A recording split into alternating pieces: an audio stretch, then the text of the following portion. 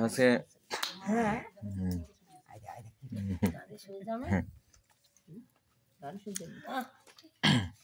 তাহলে হচ্ছে কুল যদি ক্ষয় হয়, কুল মানে বংশর যদি ধ্বংস হয়, তাহলে হচ্ছে ব্যভিচার উৎপন্ন হয় না। মানে সেই জন্যে ভগবান হচ্ছে ওই শব্দটি মানে ওই বিষয়টাকে খুব সুন্দরভাবে মানে অর্জুন হচ্ছে ভগবানের নিকট হচ্ছে ফুলে তোলার চেষ্টা করেছেন, যে যে এই জিনিসটা হচ্ছে আমাদের এইরকম হতে পারে। আমাদের গুণ ধ্বংস হলে আমাদের বংশের যে নারীগণ রয়েছে এরা হচ্ছে ব্যভিচারিণী হবে। সেই জন্য হচ্ছে অর্জুন বলতেছে, কুলক্ষয়ে পুনঃশান্তি কুল ধর্মানা সনাতনঃ ধর্মে নষ্টে কুলঙ্কিতস্ন অধর্মাভি ভবতিউত।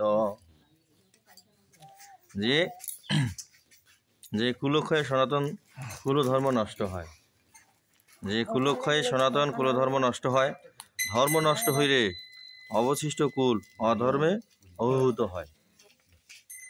মানে ধর্ম যদি নষ্ট হয় মানে বাকি কুলটা অধর্মে অবশিষ্ট হয়। কারণ ভগবান শ্রীকৃষ্ণের যে যদু বংশ না, মানে যদু বংশ হচ্ছে কি হয়েছে, তাদের ভিতর প্রচুর অহংকার এবং ব্যভিচার আসার কারণে ভগবান তখন নিজে তার নিজের বংশকে ধ্বংস করে ফেলছে।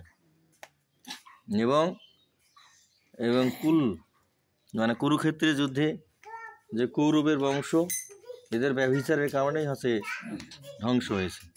কারণ হচ্ছে একজন হচ্ছে সম্রাজ্ঞীকে, মানে দ্রৌপদী তো একজন সম্রাজ্ঞী না, একজন সম্রাজ্ঞী বা সেই দাপর যুগে একজন সম্রাজ্ঞী সেই হচ্ছে রাজসভার মধ্যে যারা হচ্ছে মানুষের ন্যায় প্রতিষ্ঠা করেন তাদের সামনে হচ্ছে বিব্রস্ত হয় না, হইতে বাধ্য হয় না। তাহলে সাধারণ একজন নারীর মানে কি দশা হবে না। এবং তার স্বামীরা হচ্ছে পৃথিবী জয়ী, কি পঞ্চ পাণ্ডবরা হচ্ছে কি পৃথিবী জয় করতে পারছে, কিন্তু নিজের মানে পরিবারের লোকজনক জয় করতে পারে না। না, বিশ্ব জয় করা যায়, তাও নিজের বাড়িকে জয় করা যায় না, বাড়ির লোকজনের মন জয় করা যায় না, যায় কি? এবং এইটা হচ্ছে চরম সত্য, ঠিক আছে? আপনি বিশ্ব জয় করতে পারবেন, নিজের বাড়ি জয় করতে পারবেন। এবং সব মহাপুরুষেই বিশ্ব জয় করছে, কিন্তু নিজের বাড়ির মানুষের মন জয় করতে পারেনি। নিজের পঞ্চপাণ্ডব ঘর মানে পৃথিবীতে এমন কোনো যুদ্ধ নাই সেখানে জয়লাভ করতে পারে নাই, কিন্তু নিজের গৃহের শত্রুর সাথে জয়লাভ করতে পারেন না।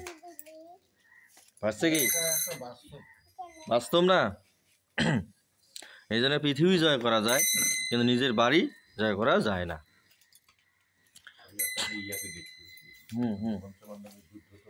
সংগঠিত হইতো, হ্যাঁ হ্যাঁ, সকলেই করলো যে তার